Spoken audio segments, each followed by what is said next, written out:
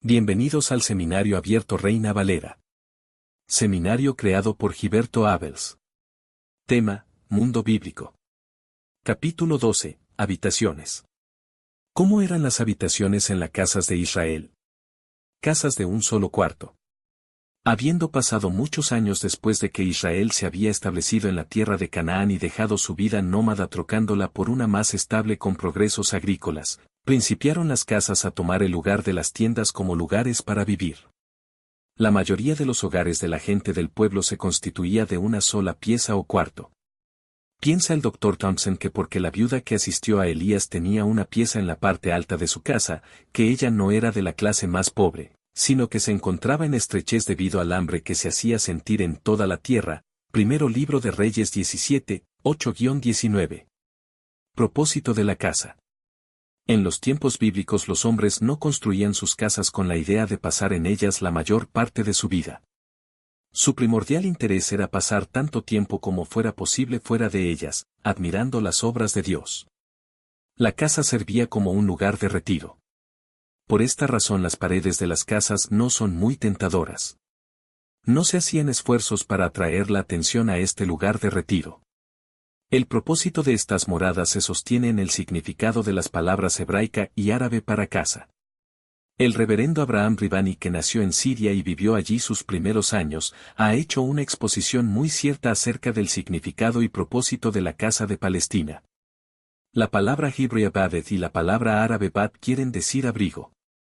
El equivalente español es la palabra casa. El término más significativo hogar nunca ha sido inventado por los hijos de Palestina, porque ellos se consideran como peregrinos en la tierra. Su tienda y su casita le proveyeron abrigo suficiente para él y sus familiares durante la peregrinación mundana o terrenal.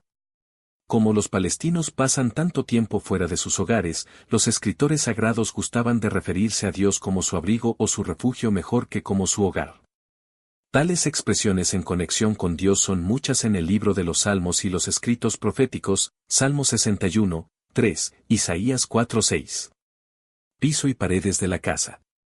Refiriéndose a la naturaleza del piso de estos hogares orientales, dice el Dr. George Barton, generalmente las casas no tienen otro piso que el de la tierra misma que se empareja y aplana hasta quedar maciza.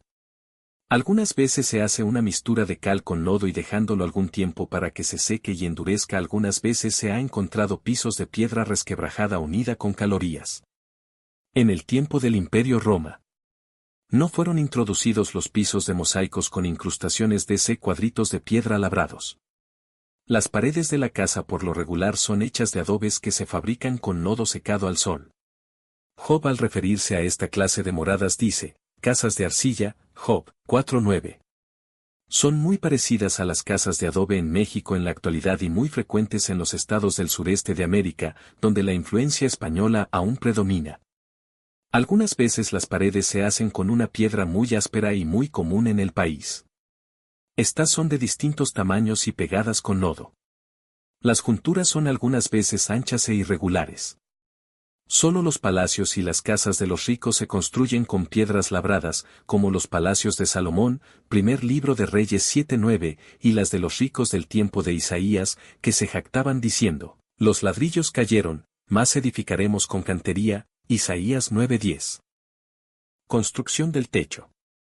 En estas humildes casas de Palestina el techo se construye con vigas de madera que alcanzan de pared a pared, luego se pone una capa de pasto, o quizá de ramas, poniéndose sobre esta una capa de tierra o arcilla, luego se riega sobre ella arena y gravilla, pasándose luego sobre ella un rodillo de piedra, el cual permanece sobre el techo para usarlo varias veces apisonando el techo y con especialidad durante las primeras lluvias, para que así no se escurra el agua al través.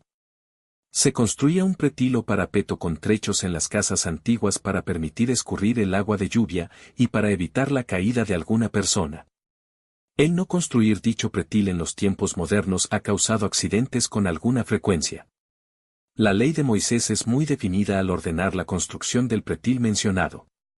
El reglamento dice: cuando edificares casa nueva, harás pretil a tu terrado, porque no pongas sangre en tu casa si de él cayere alguno, Deuteronomio 22:8.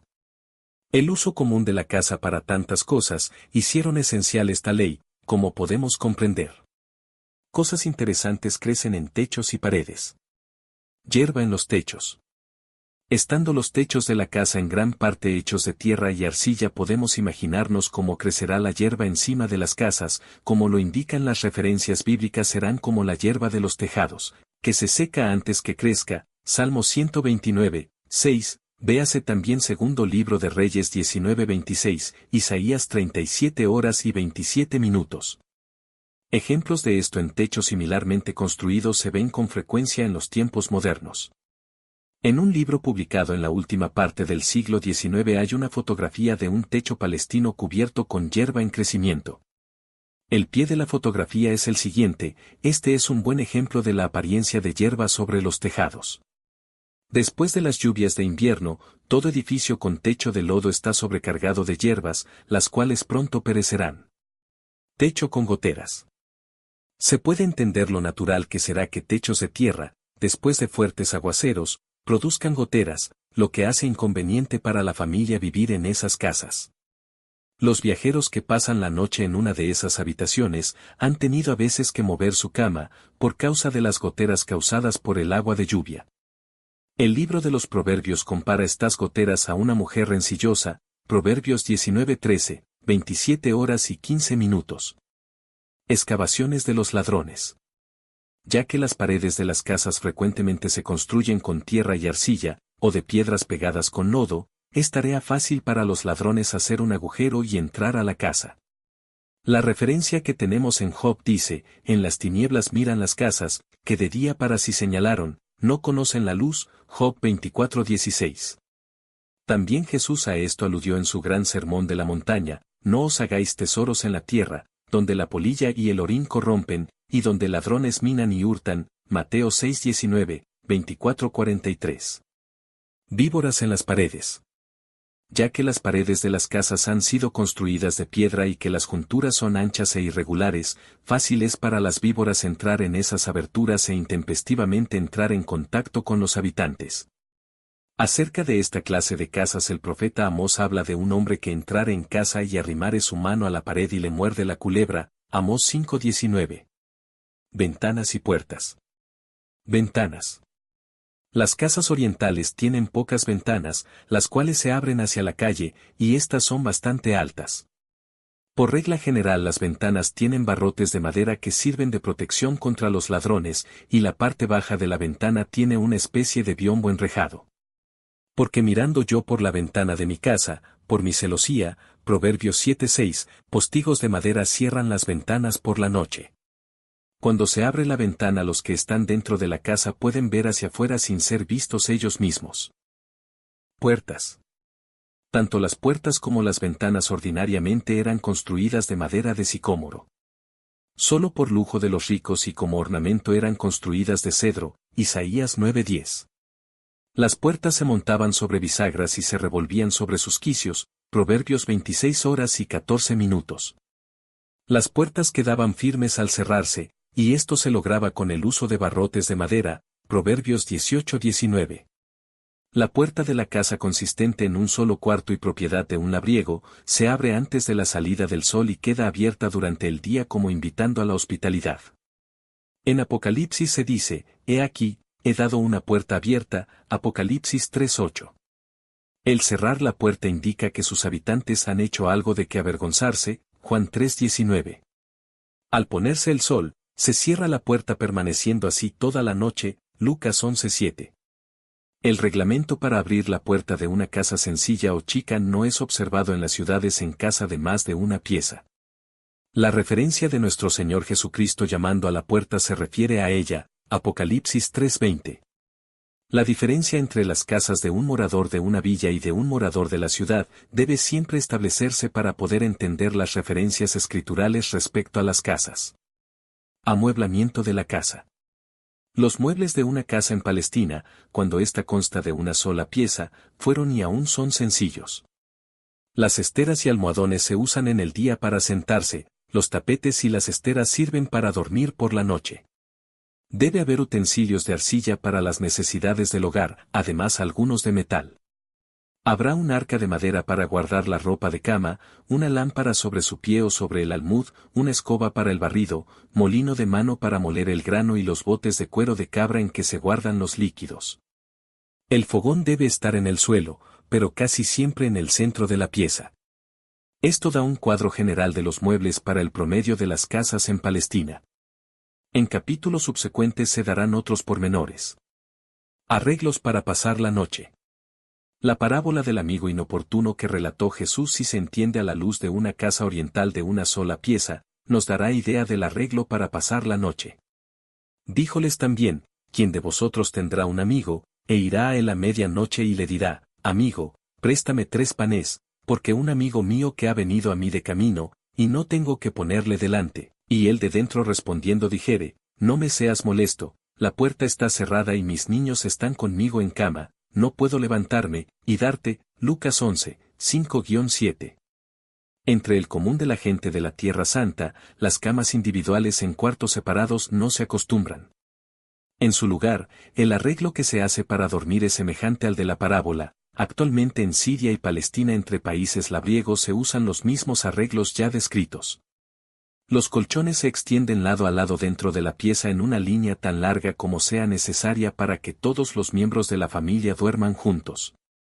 El padre duerme en un extremo de la línea y la madre en el otro para cuidar que los niños al rodarse no se salgan de debajo de la colcha.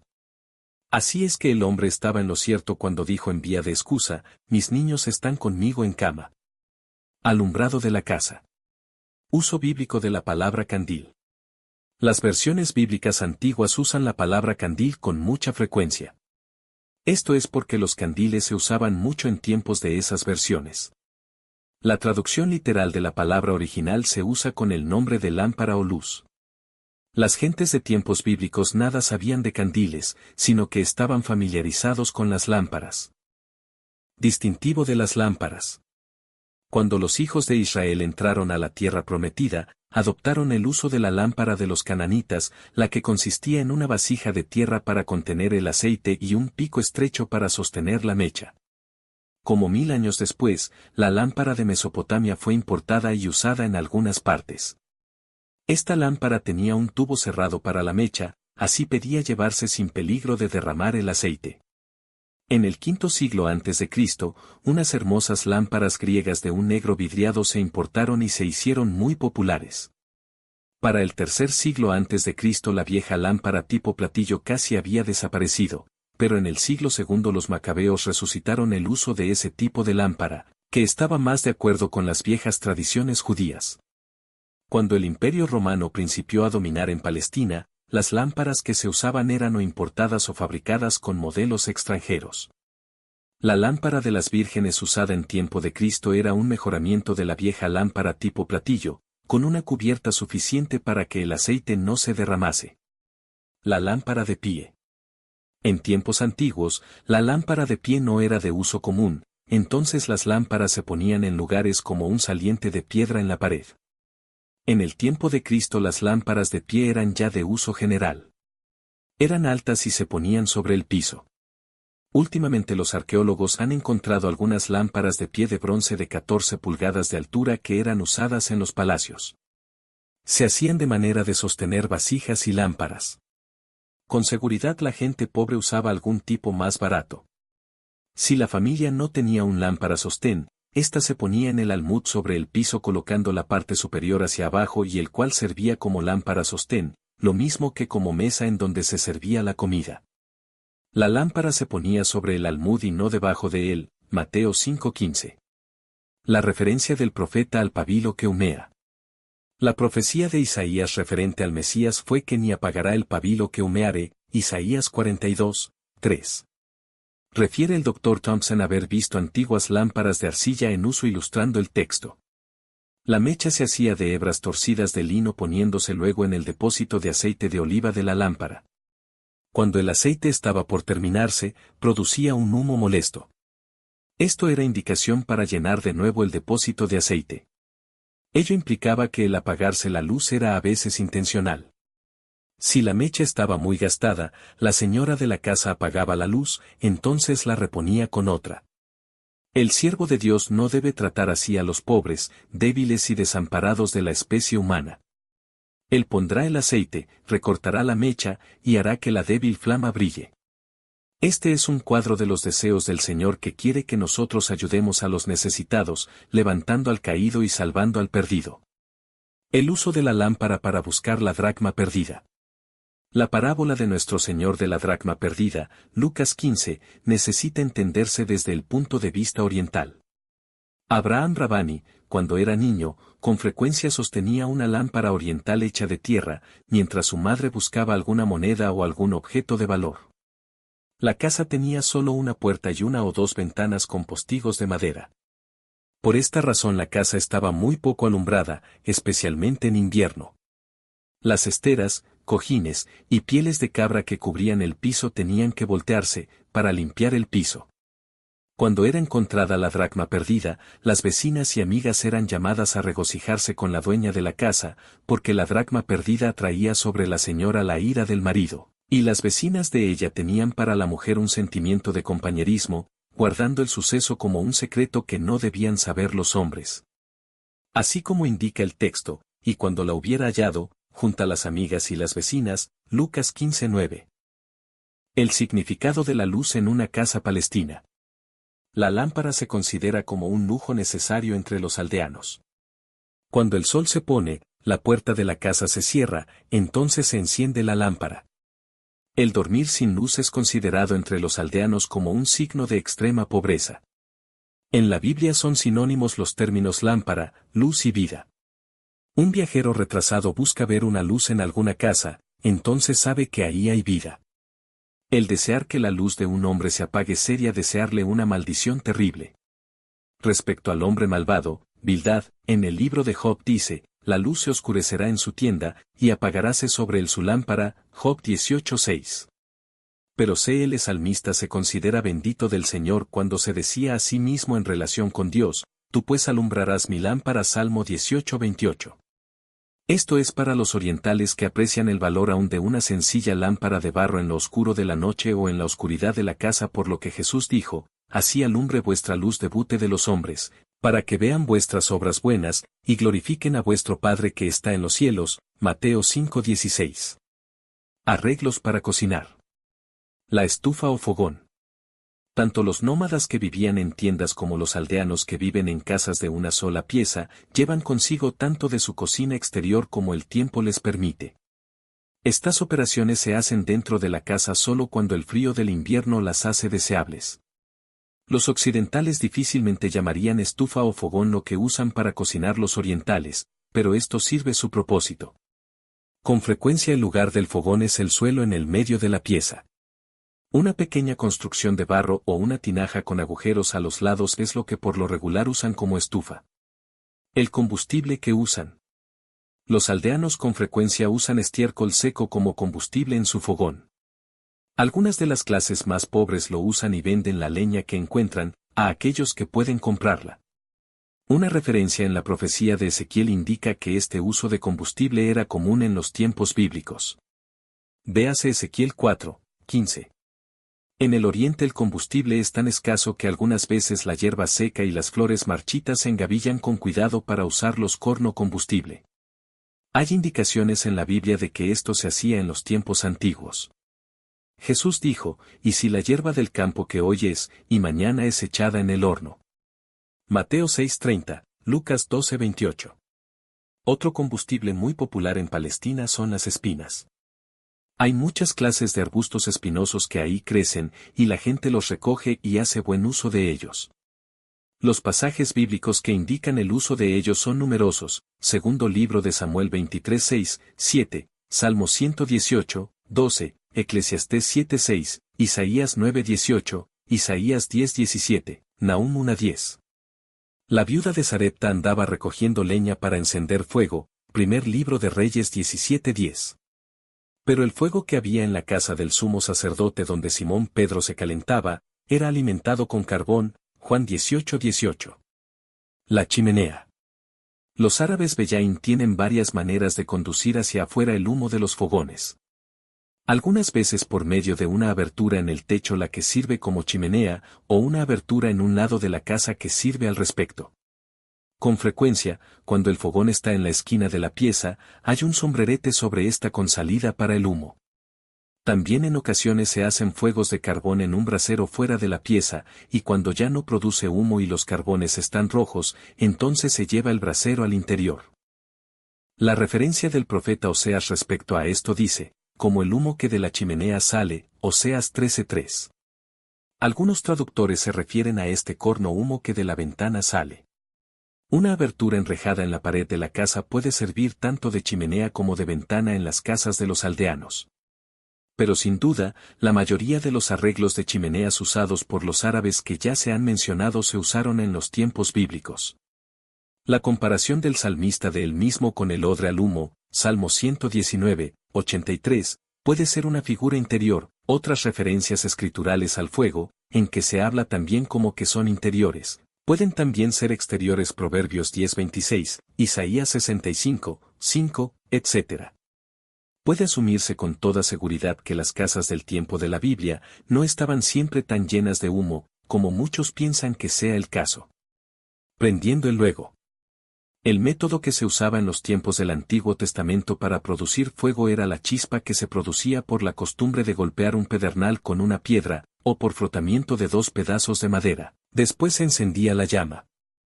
Hay indicaciones de que Israel en tiempos posteriores produjo fuego golpeando el pedernal con un pedazo de acero.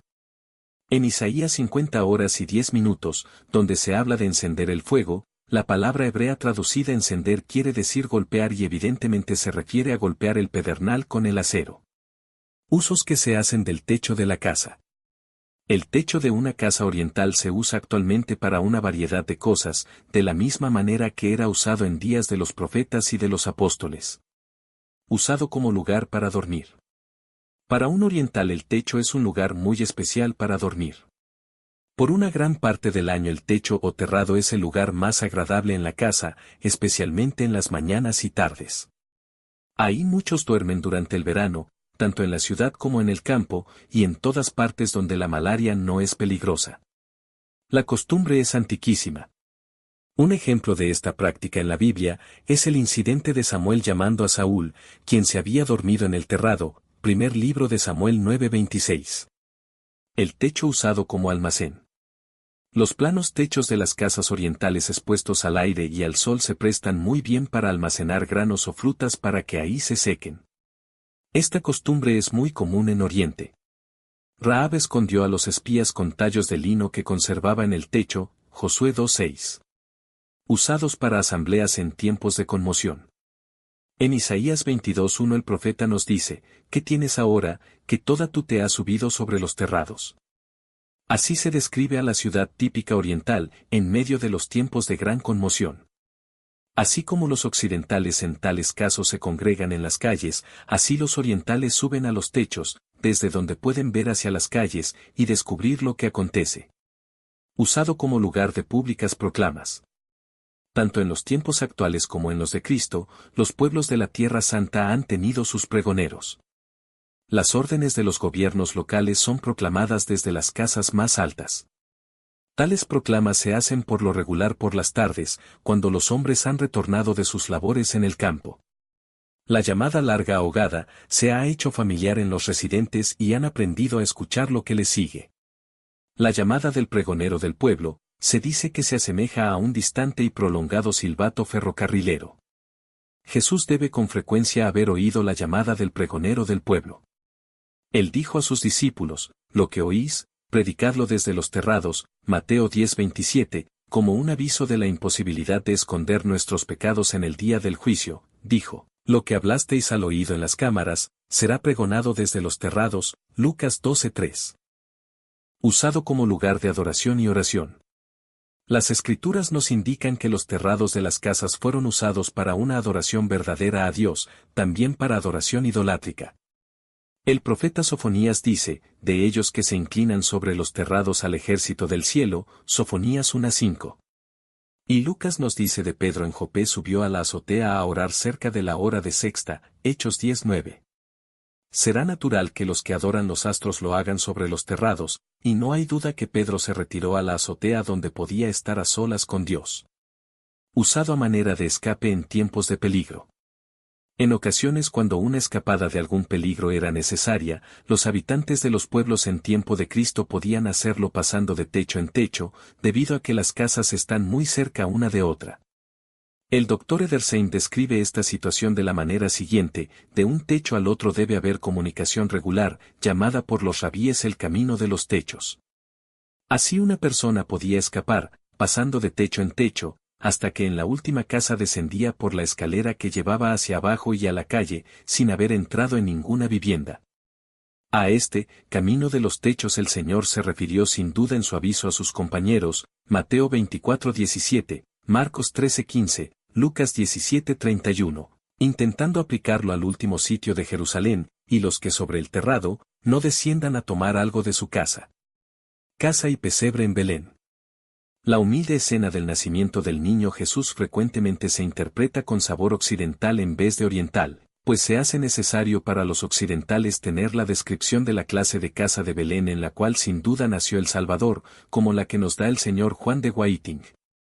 Entrando por la puerta de esta morada de una sola pieza de Belén, se ve que 2/3 partes del espacio se dedica para levantar una plataforma de albañilería de unos 8 o 10 pies sobre la tierra y sostenida por arcos bajos en forma de domo. Esta plataforma levantada es ocupada por los miembros de la familia, y la parte baja de la casa por el ganado y rebaño. Angostos escalones de piedra llevan a donde la familia habita, y solo hay 2 pequeñas ventanas altas en el cuarto. En el invierno las ovejas y las cabras quedan dentro de la casa, también los animales de trabajo y quizá algún asno. Los establos primitivos para el ganado se ven en derredor de las paredes, y éstas se construyen de losas pétreas ásperas puestas de canto y unidas con mezcla. El propietario de los animales frecuentemente duerme en un pequeño lugar alto, donde puede observar a los corderos recién nacidos. Para conocer el corazón de la tierra, haber conocido la hospitalidad de la gente que siempre se ofrece, no importa cuán primitiva o sencilla, hace el reproducir el cuadro de María y José, volviendo de la posada ya llena de huéspedes, a una casa como la ya descrita, la parte habitable en la cual podía vivir una familia no muy numerosa, puede haber estado llena de huéspedes, pero encuentran una bienvenida y un lugar de descanso para el niño en el pesebre. Casa de más de una pieza. Entre los árabes de los pueblos y villas de Palestina, las casas de más de una pieza son propiedad de personas más o menos prósperas. La palabra arábiga cuyo significado es casa también significa una pieza. Lo mismo puede decirse de las casas pertenecientes a los hebreos. Como regla general las casas de una pieza están en las villas, y las de más de una pieza están en las ciudades. Si se va a construir una casa de 2 piezas, el oriental no las pone lado a lado, como lo haría un occidental. Más bien el ancho de una pieza se deja entre las dos, y se construye una pared entre los extremos, y como resultado de este arreglo, la casa tiene un patio abierto.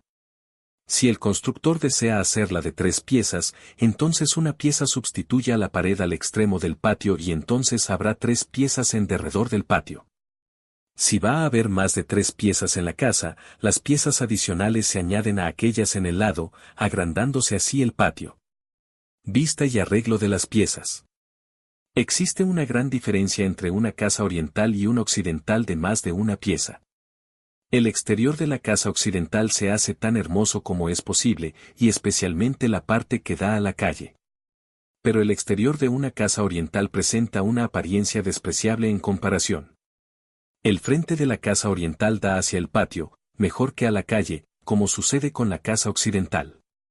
El plano general de una casa oriental es una serie de piezas construidas en derredor de un patio abierto. La razón para este arreglo es que la reclusión es el pensamiento principal en mente. El patio oriental. Abierto hacia el cielo. Es importante para los occidentales darse cuenta de que al centro de la casa oriental de varias piezas hay un patio abierto hacia el cielo. El patio es una parte importante de la casa.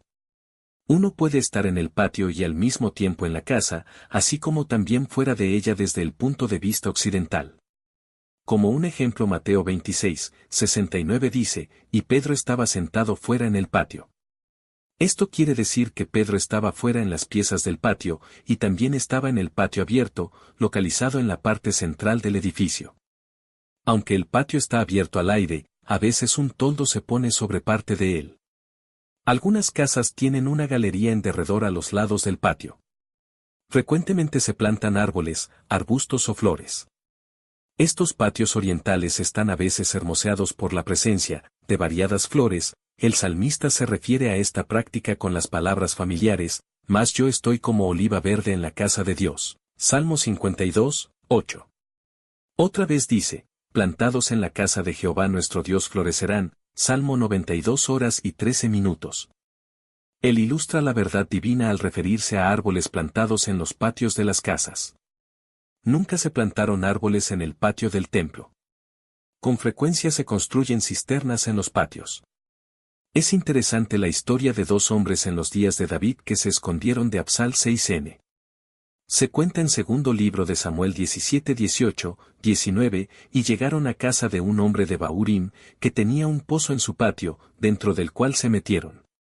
Y tomando la mujer de la casa una manta, extendiéndola sobre la boca del pozo, y tendió sobre ella el grano trillado, y no se penetró el negocio. El pozo que aquí se menciona era una cisterna las cuales se cavaban en los patios orientales para recoger el agua de lluvia. Cuando estas cisternas están secas, son muy buenos lugares para esconder fugitivos.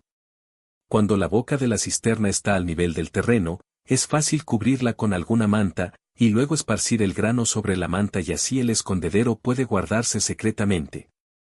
Se hacen lumbres en los patios en tiempo de invierno. Esta práctica se ilustra con la experiencia de Simón Pedro al negar a Jesús. Había un fuego en el patio de la casa del sumo pontífice donde Jesús estaba siendo juzgado. Juan 18:18 nos dice: y estaban en pie los siervos y los ministros que habían allegado las ascuas, porque hacía frío y calentábanse, y estaba también con ellos Pedro en pie, calentándose. El palio como lugar de baño. Cuando la Escritura dice que David desde el terrado de su palacio vio a la hermosa Batseba bañándose, segundo libro de Samuel 11:2, necesita entenderse que ella estaba en el patio interior de su casa, invisible a una observación ordinaria, pero el rey desde el terrado de su palacio la vio y fue tentado a pecar. Con frecuencia se usa el patio como comedor. Actualmente, como en los días de Jesús, con frecuencia se toman los alimentos en el interior del patio de una casa oriental. Sin duda alguna, Jesús fue invitado a participar de las comidas que se servían en el patio abierto de la casa de su hospedador. La puerta y el vestíbulo. Localización y vista de la puerta. La puerta o zaguán quedaba localizado a la mitad del frente de la casa. Esta entrada estaba arreglada de tal manera que nadie podía ver hacia adentro desde la calle. A veces se construía una pared frente a la puerta, lo que llenaba el propósito. Los zaguanes orientales casi siempre tienen pequeñas puertecitas como entrepaños entre ellas.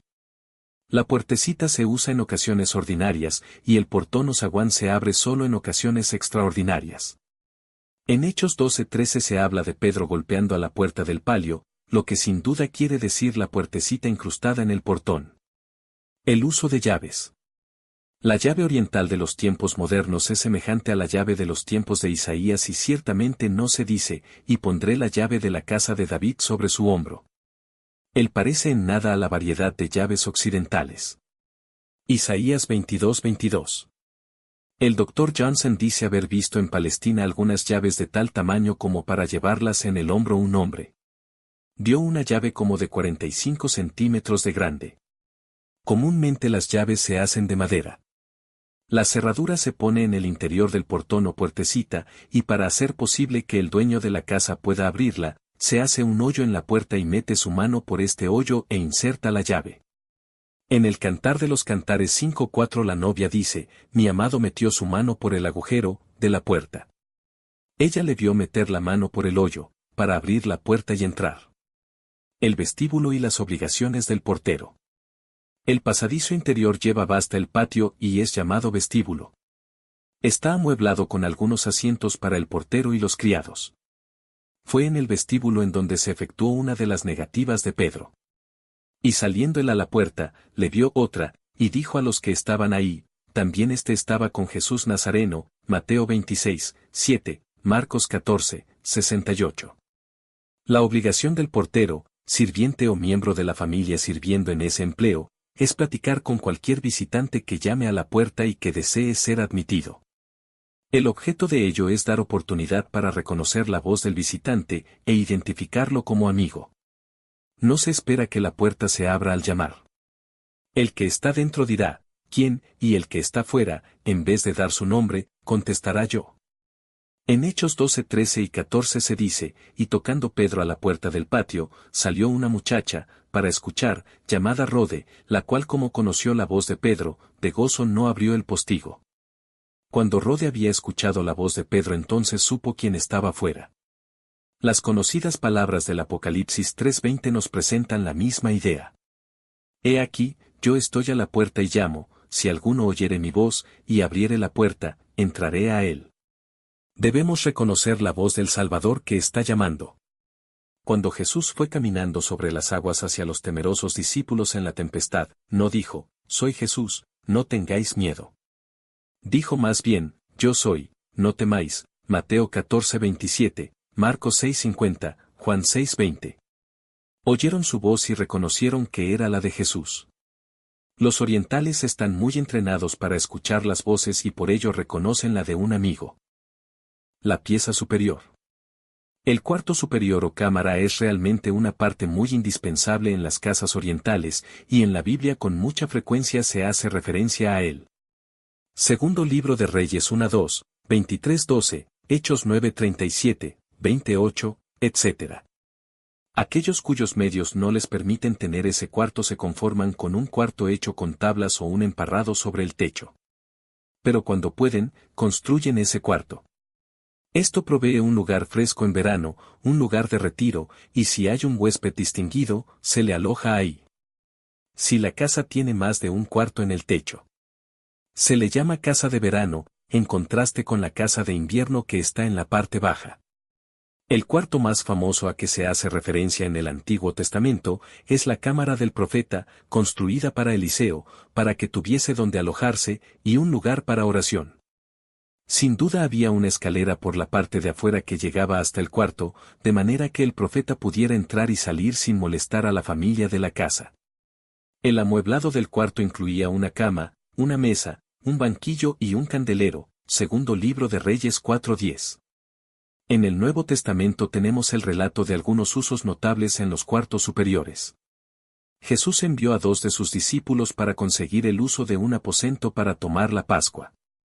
Un cuarto superior bastante amplio fue puesto a su disposición. Con los millares de judíos de toda Palestina en Jerusalén a donde habían venido a celebrar la Pascua, era de esperarse que quienquiera que tuviese tal cuarto, con todo gusto permitiría que se le diese tal uso. Véase Marcos 14, 12-16, Lucas 22, 7-13.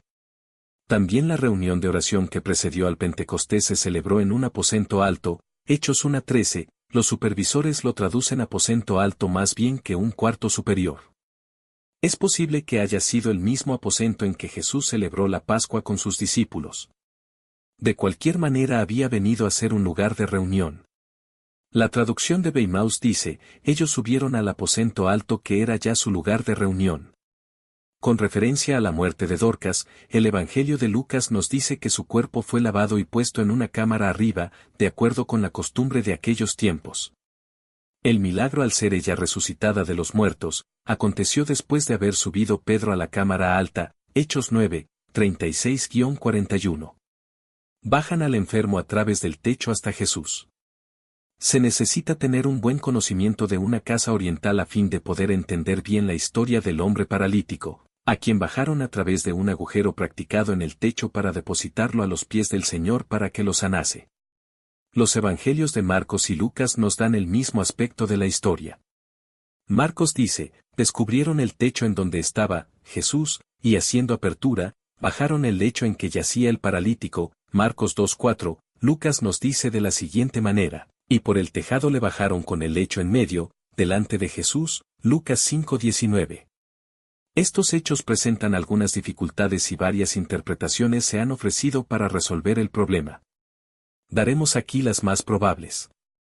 La explicación más sencilla es la del Dr. Thompson. Él sugiere que las maderas, arbustos espinosos, la mezcla y la tierra del techo fueron rotos y puestos a un lado lo suficiente para meter al enfermo dentro de la casa. Él dice que esto pudo haberse hecho y reparado luego el desperfecto. Con frecuencia se practica esta misma operación para bajar el grano o la paja o alguna otra cosa a través del agujero. Él mismo da testimonio de haberlo visto.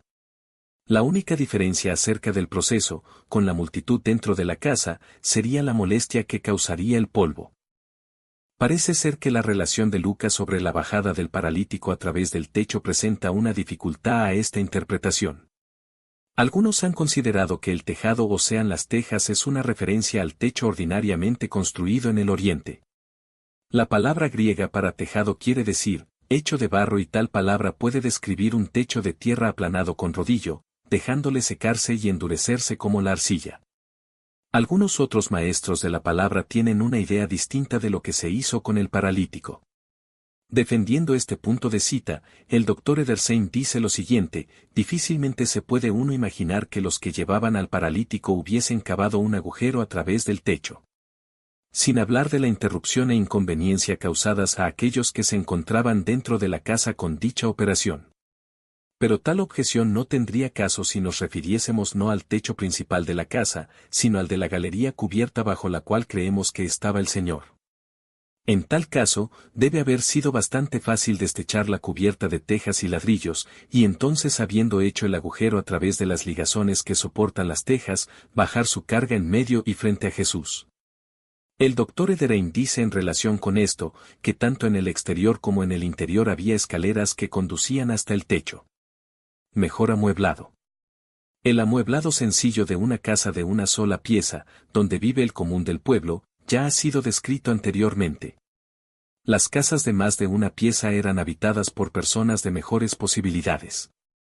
Los ricos tenían tanto cuartos bajos como superiores, y por supuesto, el amueblado era mejor. El diván o asiento alto se colocaba en derredor y a la orilla de las piezas. Los ricos adornaban y les ponían piso.